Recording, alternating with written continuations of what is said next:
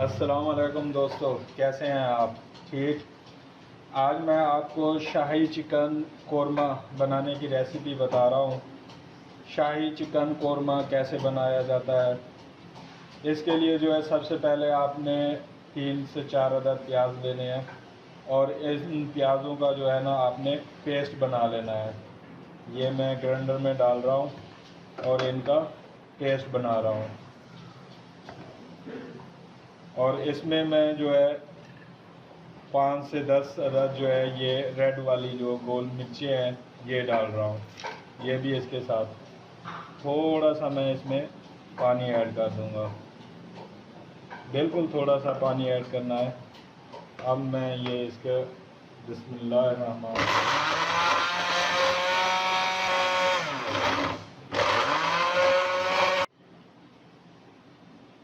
ये देखें, ये पेस्ट जो है हमारा बिल्कुल रेडी हो गया है।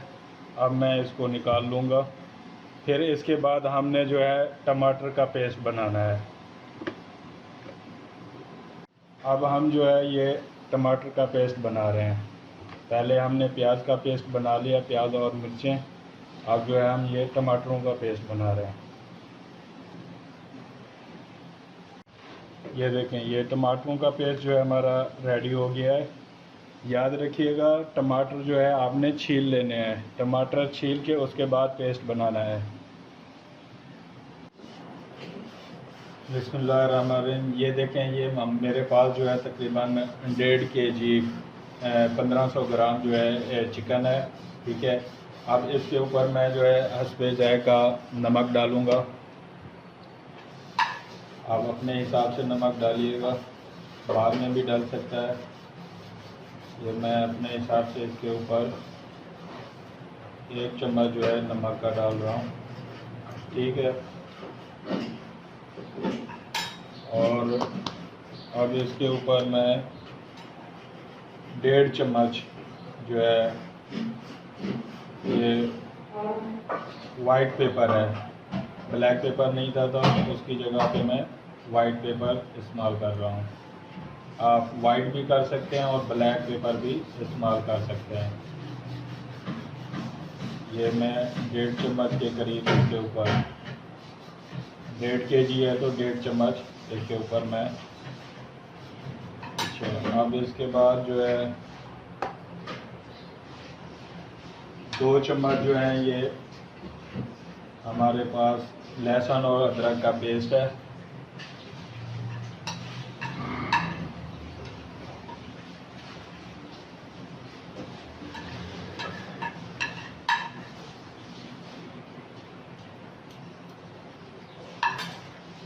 ये 1.5 चम्मच ये हो गया। अब ये 1 पाव का ये प्याला होता है, ये 1 पाव जो है मैं इसमें दही इस्तेमाल कर रहा हूँ। ये 1 पाव दही।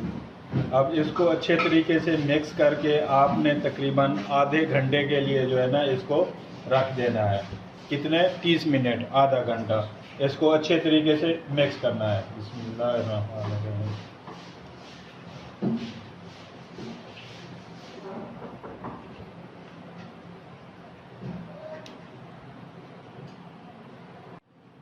ये देखें, इसको मैंने अच्छे तरीके से मिक्स कर लिया है। अब इसको मैं जो है आधे घंटे के लिए कवर करके रख दूंगा। आप इसको फ्रीज़र में भी रख सकते हैं, वैसे भी रख सकते हैं। बिस्मिल्लाहिर्रहमानिर्रहीम। अब मैं ये ड्राई फ्रूट है, बादाम है, पिस्ता है और काजू है, इसको जो है ना हल्का सा ग्राइंड करूँगा। ये देखें, ये मैं ग्राइंडर में डाल रहा हूँ। इसको हल्का सा ग्राइंड करके आपने जो है कोरमे में डाल देना है।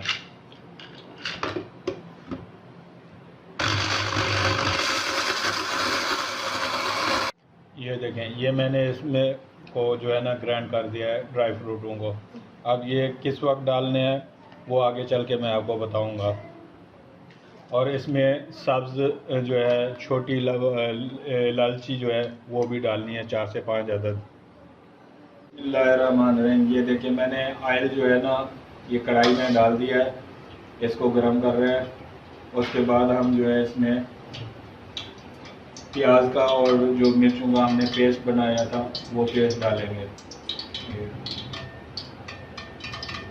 ہلکا سا آئل کو گرم ہونے میں.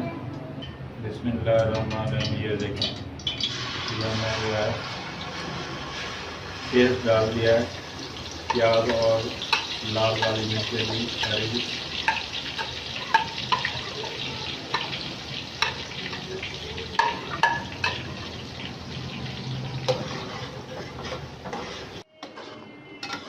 پیاز کو جو ہے آپ نے 5 سے 10 منٹ کے لیے فرائی کرنا ہے اچھے طریقے سے.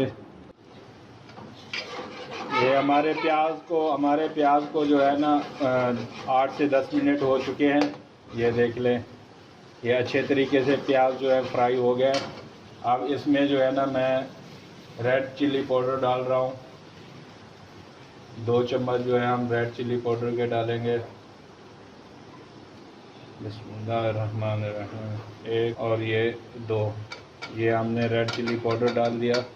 اور اس کے ساتھ یہ ہم جو ہے نا 5 عدد جو ہے نا یہ سبز ہری مرچیں 5 عدد میں نے کاٹ لی ہیں وہ ڈال دی ہیں. اب جو ہے یہ 1/2 چمچ جو ہے میں یہ ہلدی کا پاؤڈر ڈال رہا ہوں. اس میں ہم حسب ذائقہ نمک بھی ڈالیں گے. یہ بھی یاد رکھنا ہے ہم نے چکن میں بھی نمک ڈالا تھا. جب چکن میں ہم نے دہی ڈالی تھی تو ہم نے نمک ڈالا تھا. تو اسی مسالے کے حساب سے آپ نے اس میں نمک ڈالنا ایڈ کرنا ہے. اب جو ہے میں اس میں ہم نے جو ٹماٹر کا پیسٹ بنایا تھا وہ ہم پیسٹ ڈال رہے ہیں. بسم اللہ الرحمن الرحیم. ہم نے یہ پیسٹ ڈال دیا ہے. اب اس کو آپ نے پھر سے جو ہے نا 10 سے 15 منٹ کے لیے فرائی کریں گے اچھے طریقے سے. اس کے بعد ہم جو ہے اس میں چکن ڈالیں گے. اب میں اس میں جو ہے یہ چکن ڈال رہا ہوں. بسم اللہ الرحمن الرحیم. 10 سے 15 منٹ ہو گئے تھے ہم مسالہ بناتے ہوئے. اب میں نے یہ چکن ڈال دیا اس کے اندر.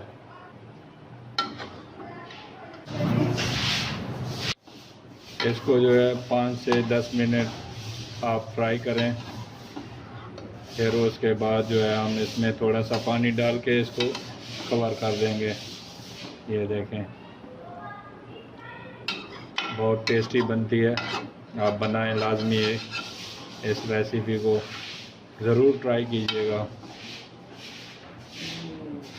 اس میں نے تھوڑا سا پانی ایڈ کر دیا ہے. اب اس کو میں جو ہے کور کر کے رکھ رہا ہوں.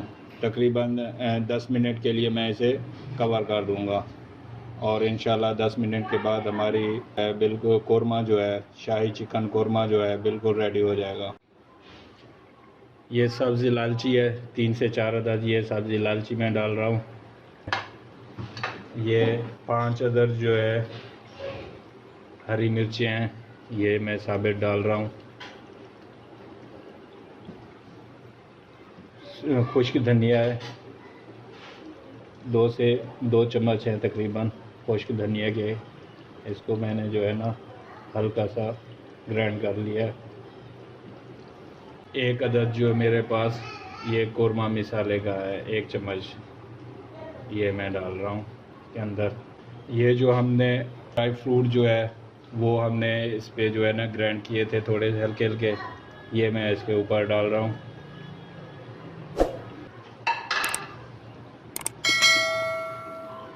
یہ دیکھیے گا اس کو آپ نے ہلکا سا چمچ لگا دینا ہے. مکس کر دینا ہے.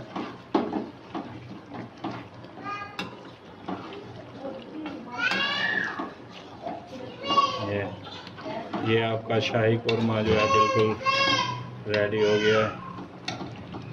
یہ دیکھیں مزیدار زبردست اور VIP ریسٹورنٹ سٹائل.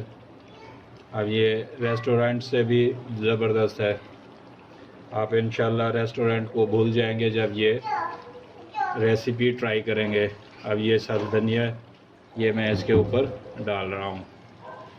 شاہی چکن قورمہ ریسیپی بالکل ریڈی ہو گئی ہے. یہ دیکھیے، خود بھی کھائیں، دوستوں کو بھی کھلائیں. اوکے، اللہ حافظ.